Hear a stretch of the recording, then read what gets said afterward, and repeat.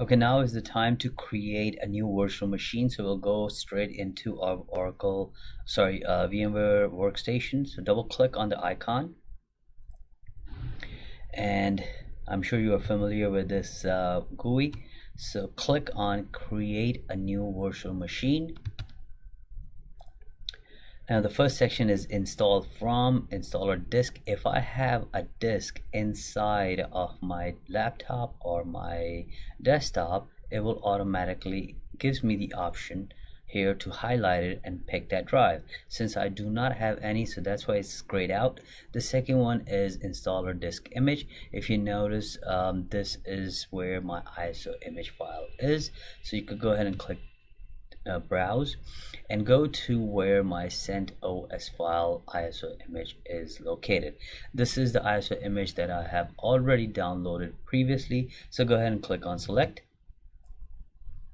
So once you have selected the source of the operating system that you are downloading on this virtual machine, then go ahead and click next. Now remember, there is one difference between VMware Workstation and Oracle Virtual Machine is when you create Oracle Virtual Machine first and then you attach the ISO image to it, whereas in VMware Workstation you could create and attach the ISO image at the same time while you're creating the virtual machine. So go ahead and click next. Now this is the name of the virtual machine that you have to pick, so you could pick anything. Let's say VMware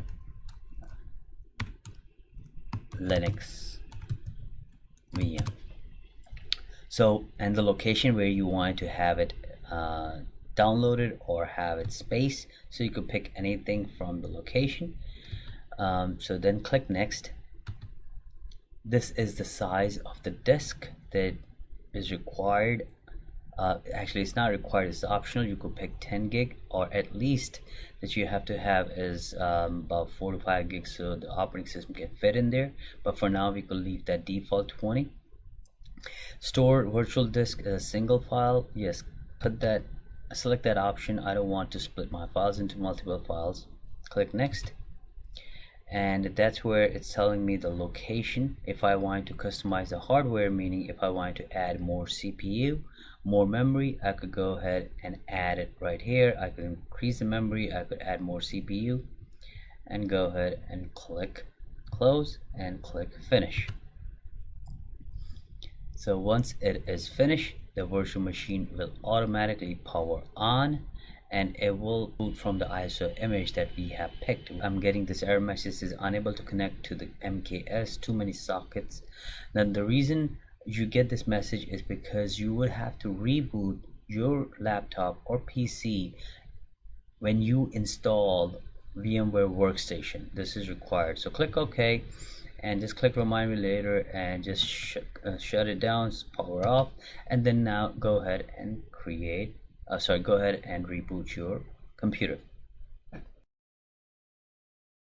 Okay, my machine has been rebooted. Now I'll go ahead and double click on the icon again.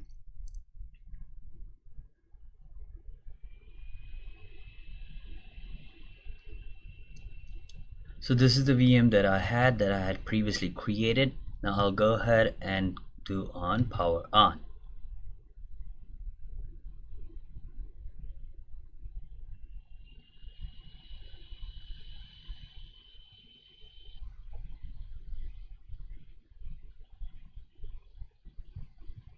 Okay, so you see now this time it's not giving you that same error message. Now you have the CentOS install screen. It's saying the following software is available for download: VMware Tools for Linux. Just say remind me later. It's trying to install VMware Tools on this virtual machine, but it does not have an operating system yet. So just click on remind me later. So, and then from here, I'm sure you know the drill. You just pick install CentOS, hit enter, and it will go through the installation wizard. So this is about creating a virtual machine, attaching the ISO image to that virtual machine, and going through the installation.